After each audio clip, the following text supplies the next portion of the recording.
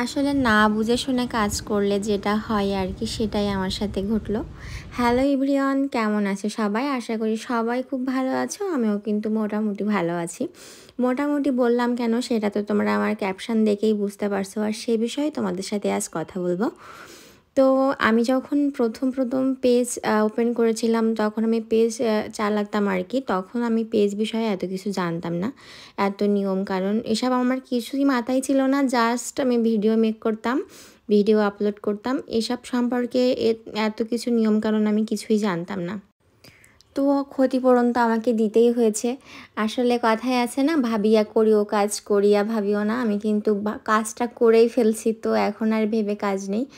তো আমি যখন পেজ ক্রিয়েট করেছিলাম তখন আমার পেজে সবসময় আমি চিন্তা করতাম আমার ভিডিওটা কিভাবে ভালো হবে। তো ভিডিও ভালো করতে গিয়ে তো অবশ্যই ব্যাকগ্রাউন্ড মিউজিক দরকার।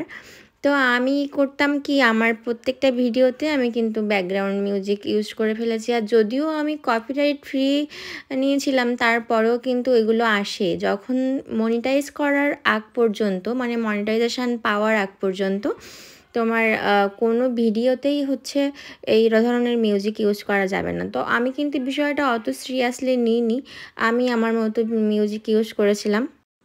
তো এতদিন কিন্তু আমার কোনোই প্রবলেম হয়নি, ওরকম কোনো ইস্যু আসেনি আমার পেজে। তো হঠাৎ করে সেদিন আমি দেখলাম আমার একটা নোটিফিকেশান আসছে যে 3টা ভিডিওতে আমার মিউজিক কপিরাইট। তো আমি দেখলাম পুরোটাই হচ্ছে আমার ভিডিও, কোনো সমস্যা নেই, শুধুমাত্র আমি মাঝখানে একটু মিউজিক ইউজ করেছি। যদিও ওটা আমি ইফেক্ট দিয়ে অন্যরকম করেছিলাম, তারপরেও আমার হচ্ছে ঝামেলা হয়ে গেছে। তো আমি ফার্স্টে ভাবছিলাম যে এটা কোনো ফেসবুক প্রবলেম হবে। তো আমি কিন্তু তখন সেটা আর রিমুভ করিনি আমার পেজ থেকে। আমি তারপর দেখি আমার একটা সেটআপ আসছিল, স্টার সেটআপ, সেটা অনেক আগেই। তো এটা স্টার সেটআপ না করলেও নাকি কিছু হয় না, তাই কিন্তু আমি সেটা তখন করিনি। আমি ভাবছিলাম যে এটা থাক না, আমার তো এটা কোনো কাজেই লাগবে না, কারণ স্টার দিয়ে কোনো কাজ হবে না আমাদের দেশে। তো সেক্ষেত্রে আমি তখন আর করিনি। তারপরে দেখলাম যে এইসব ইস্যু আসার কারণে আমার সেই সেটআপটাও চলে গেছে, আর মনিটাইজেশান ইস্যু দেখাচ্ছে আমার পেজে। তো আমার তো মাথা নষ্ট হয়ে গেছে যে সেটআপ আবার চলে গেল। তো আমি কিন্তু আমার অনেকগুলো ইউটিউব ভিডিও ঘাটাঘাটি করার পর বুঝলাম যে আমার পেজে এগুলো থাকলে প্রবলেম হচ্ছে। এজন্য আমি আমার পেজ থেকে যাবতীয় আগের সবগুলো ভিডিও আমি ডিলিট করে দিয়েছি। প্রায় 10 থেকে 15টার মতো ভিডিও আমি ডিলিট করে ফেলেছি। আর এগুলো শুধুমাত্র আমার ভিডিও ছিল না, এগুলো আমার লাইফের সুন্দর মুহূর্ত ছিল, যেগুলো আমি এখানে সংরক্ষণ করতে চেয়েছিলাম, কিন্তু আমারই ভুলের কারণে এগুলো আমাকে ডিলিট করতে হয়েছে।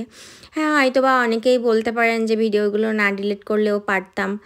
তো আমি যেটার কারণে আমি পেজটা তো আমি সিরিয়াসলি নিয়েছি এখন, তো যেটার কারণে কাজটা করা, তো এর জন্য যদি প্রবলেম হয়ে যায় তাহলে তো আমার সব কাজ সব কষ্ট বৃথা হয়ে যাবে।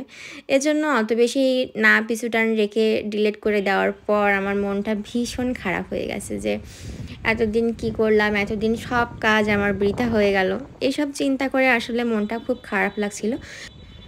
তো তারপর ভাবলাম যে এইগুলো যাতে যারা পেজ খুলবে তারা যদি এরকম ভুল করে, তো তাদের তো এরকম ক্ষতিপূরণ দিতে হবে। সেজন্য সবার জন্য একটা, আমরা যারা নতুন পেজ খুলবে আর কি, তাদের জন্য একটা সাবধানতামূলক ভিডিও আমার করা দরকার আমার জায়গা থেকে। তো আমার অভিজ্ঞতা থেকে যেটুকু যা আমার সাথে হয়েছে, যতটুকু যা ক্ষতি হয়েছে, সবটুকুই তোমাদের সাথে শেয়ার করলাম। তো তোমরা যারা নতুন পেজ খুলবে অবশ্যই এটা মাথায় রাখবে, প্রথম কখনোই অন্য কোনো মিউজিক অ্যাড করবে না ভিডিওতে, সম্পূর্ণটাই নিজেরটা দেওয়ার চেষ্টা করবে, তাহলে আর কোনো প্রবলেম আসবে না। তো এই ছিল আমার আজকের ভিডিও, কেমন লাগলো অবশ্যই জানিও। আর হ্যাঁ, আমরা আজকে গিয়েছিলাম খুলনা ভার্সিটিতে, ওখানে আমরা দুজন ঘুরে অনেকটা সময় অনেক বেশি এনজয় করেছি। তো ভালো থেকো সবাই, দেখা হচ্ছে নেক্সট ভিডিওতে, সেই পর্যন্ত সবাইকে টাটা।